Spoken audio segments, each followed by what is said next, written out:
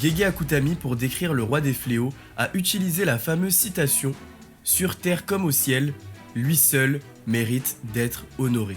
Ryomen Sukuna était auparavant l'un des exorcistes les plus puissants, mais en tant que fléau, il est aujourd'hui l'une des plus grosses menaces qui pèsent sur la société des exorcistes. Nous apprenons au chapitre 199 que Sukuna est en réalité celui qu'on appelle l'ange déchu. Sukuna était clairement une divinité des cieux, devenue aujourd'hui roi des enfers.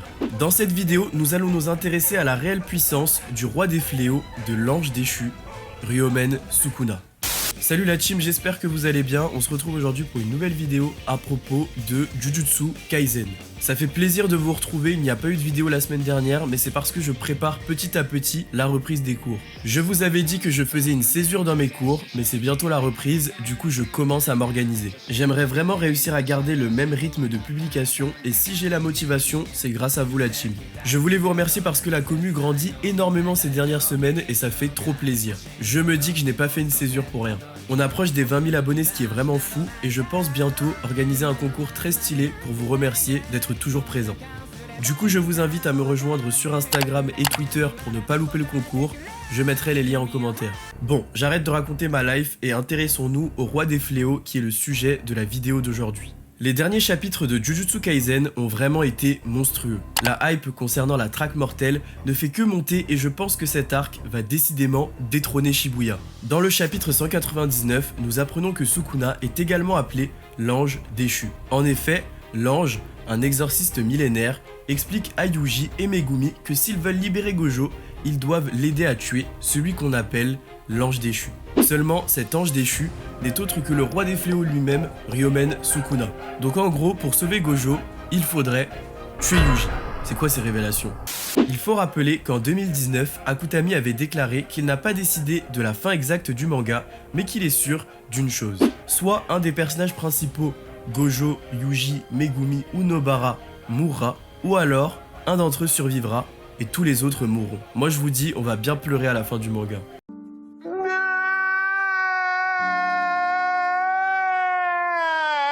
Sukuna est l'ange déchu et énormément de personnages veulent l'affronter. Je me suis dit que c'était donc le moment parfait pour mesurer la puissance du roi des fléaux. Les personnages qui veulent sa peau ont-ils une chance face à l'ange déchu? Eh bien, c'est à cette question que nous allons répondre dans cette vidéo. Comme d'habitude la team, je vous invite à liker, à vous abonner et activer la cloche de notification pour ne louper aucune vidéo, du très lourd arrive. Plus vous réagissez aux vidéos et plus ça me motive de fou pour continuer l'aventure. Donc sans plus attendre, rentrons dans le vif du sujet.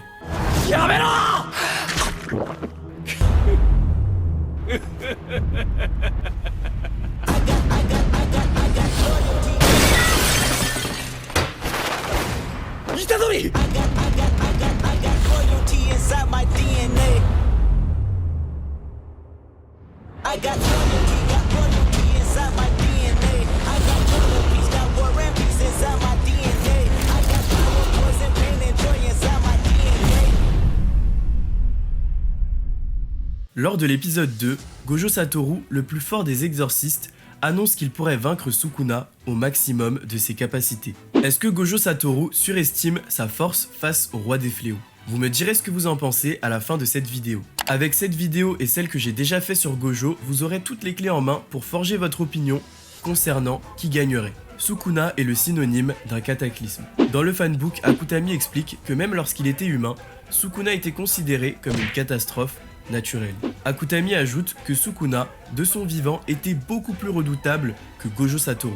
Sukuna était déjà surnommé le roi des fléaux à l'époque. Il portait ce titre durant l'âge d'or de l'exorcisme, c'est-à-dire au moment où les exorcistes et les fléaux étaient beaucoup plus puissants. Il faut savoir que les fléaux et les maîtres des fléaux étaient autrefois encore plus malfaisants. C'est pour cela que Kenjaku a fait revenir des exorcistes du passé pour la traque mortelle. Leur puissance s'était un peu affaiblie au fil du temps, mais elle a été ravivée avec l'entrée fracassante de Gojo Satoru. Sukuna est devenu une légende, il est devenu un être divin qui restera dans la mémoire commune comme le plus fort des fléaux. Sukuna était auparavant un humain, seulement il est parvenu à s'ériger en tant qu'être immortel. On pourrait presque comparer Sukuna à Tengen car Sukuna est également immortel au travers des reliques maudites. Les doigts de Sukuna sont indestructibles, même Gojo Satoru ne peut pas les détruire.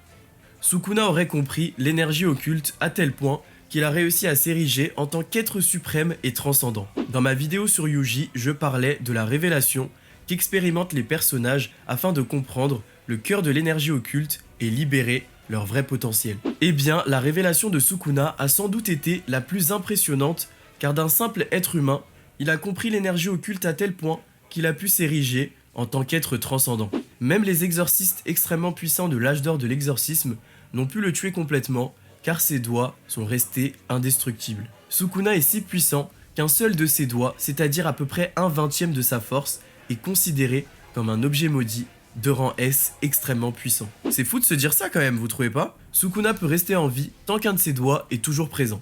Comme Sukuna l'explique, il est bien au-dessus du rang S. Il a vaincu Jogo qui est un exorciste de classe S avec une telle facilité qu'il est difficile de se dire qu'ils sont dans la même catégorie.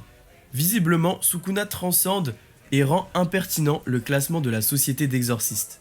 Sukuna semble ainsi être un être à part. D'ailleurs, Sukuna ne se considère même pas comme un simple fléau, il se voit vraiment comme un être supérieur. Ça tombe sous le sens que Sukuna soit un ange déchu, car le vocabulaire de la divinité est constamment utilisé pour le définir. Dans le chapitre 186, lors du flashback de Kashimo, Kenjaku explique que l'exorciste le plus puissant qu'il connaisse est Sukuna. Cela signifie qu'en plus de 6 siècles, alors que Kenjaku préparait la traque mortelle avec des fléaux extrêmement puissants, il n'a jamais rencontré quelqu'un qui arrive à la cheville de Sukuna. Mais bon, à ce moment-là, Gojo Satoru n'était pas encore né pour challenger ce titre. Intéressons-nous maintenant au pouvoir de Sukuna pour réellement comprendre l'étendue de sa force. Les deux sortes de découpe de Sukuna, dissection et lacération, sont deux techniques invisibles.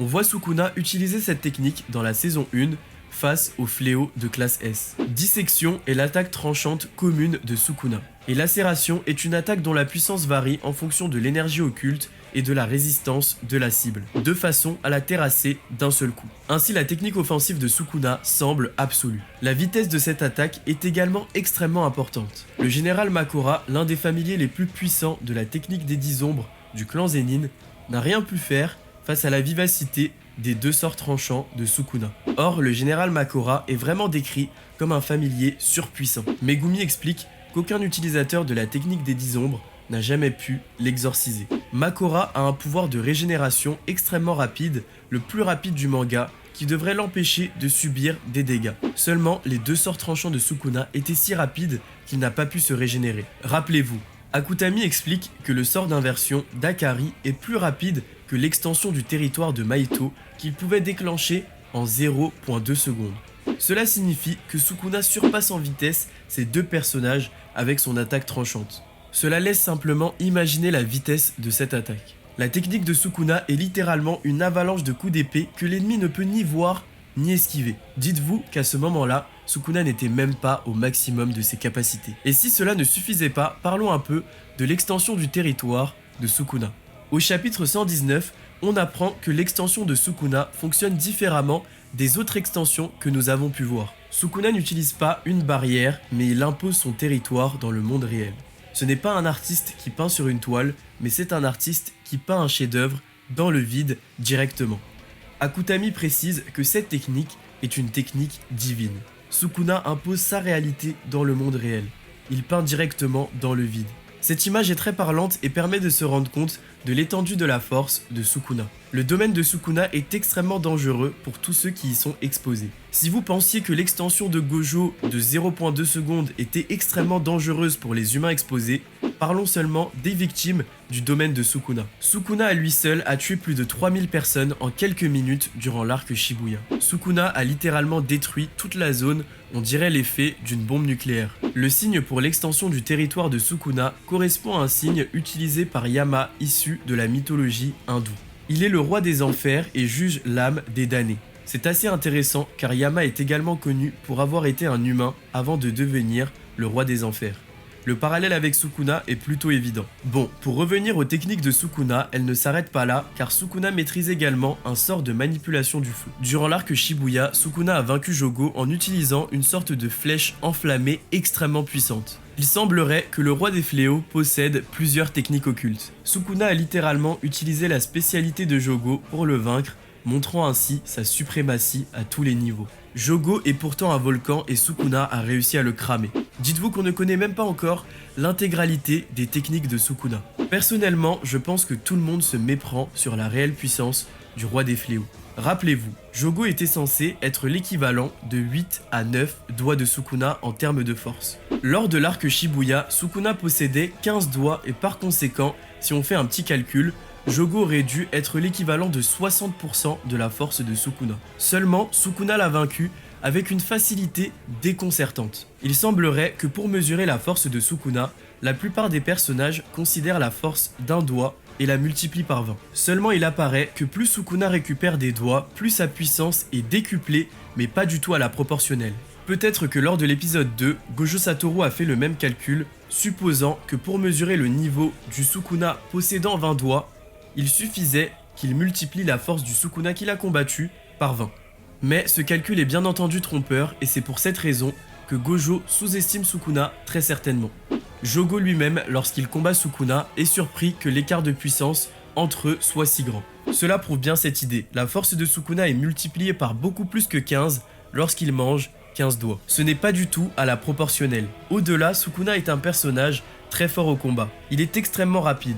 Gojo Satoru est décrit par Akutami comme étant le personnage le plus rapide du manga, suivi de près par Naobito, l'ancien chef du clan Zenin. Sukuna, après avoir obtenu 15 doigts, semble avoir une vitesse vraiment supérieure à celle qu'il avait lors de l'épisode 2. Peut-être que la vitesse de Sukuna rivalise maintenant avec celle de Gojo Satoru. Enfin, je ne peux pas finir cette vidéo sans parler de l'énergie occulte de Sukuna. Sukuna possède une énergie occulte illimitée. L'énergie occulte occupe une place fondamentale dans le monde de l'exorcisme. Akari est annoncé comme un exorciste qui sera sûrement capable de rivaliser avec Gojo Satoru. Et la puissance d'Akari repose sur deux techniques, son énergie occulte illimitée et son sort d'inversion automatique. Deux techniques que Sukuna, le roi des fléaux, possède en plus de toutes les capacités dont j'ai parlé dans cette vidéo. Sukuna maîtrise également à la perfection le sort d'inversion qui lui permet de se régénérer très facilement. Le sort d'inversion est très difficile à maîtriser. Même Gojo Satoru a dû frôler la mort pour parvenir à cette révélation. Pour l'instant, il n'y a que Gojo, Yuta, Shoko et Akari qui puissent l'utiliser. Et trois de ces personnages sont vraiment connus pour être monstrueux. Utiliser le sort d'inversion sur soi est très difficile, mais l'utiliser sur les autres est encore plus compliqué. Et Sukuna a été capable non seulement de ramener Yuji à la vie, mais aussi de soigner Megumi durant l'arc Shibuya. Dites-vous que même Gojo Satoru ne peut pas utiliser le sort d'inversion pour soigner les autres. Il ne peut l'utiliser que sur lui-même. Au-delà, d'après moi, ce qui marque la suprématie de Sukuna est son intelligence. Sukuna est un personnage extrêmement intelligent. Il a compris le cœur de l'énergie occulte et remarque du potentiel lorsqu'il en voit. Après avoir combattu Megumi, il a directement vu le potentiel de sa technique. Sukuna a d'ailleurs piégé Yuji très facilement avec un pacte maudit qui lui permettra sûrement d'utiliser Megumi à un moment donné de l'histoire. Lors de son affrontement face à Makora, Sukuna a pris le temps pour observer son adversaire et comprendre le fonctionnement de sa technique. C'est à l'issue de cette observation qu'il a trouvé un moyen très efficace pour le vaincre. Sukuna est un fléau millénaire et par conséquent, il a accumulé énormément de savoir à propos de l'énergie occulte et des techniques occultes. Il compare le pouvoir de Makora à celui de Yamata no Orochi, ce qui montre bien l'étendue de son savoir. Sukuna a remarqué que l'épée de Makora était couverte d'énergie positive et a admis que s'il était un simple fléau, il serait mort. Sukuna est très objectif concernant ses capacités et il dira que si Megumi avait invoqué Makora à l'époque, il aurait été vaincu. Cette déclaration fait froid dans le dos car on remarque que Sukuna est un personnage en réalité pragmatique et réaliste. Et si en réalité, Sukuna n'était pas du tout un personnage arrogant, mais juste objectif en ce qui concerne ses capacités lorsqu'il dit qu'il est le plus fort. On pourrait reprocher à Gojo d'être un personnage arrogant qui pourrait parfois se surestimer. Mais il semblerait qu'on ne pourrait pas reprocher cela à Sukuna. Alors, je vous repose la question la team, qui gagnerait entre Gojo Satoru et Ryomen Sukuna? Voilà la team, c'était tout pour cette vidéo, j'espère qu'elle vous a plu.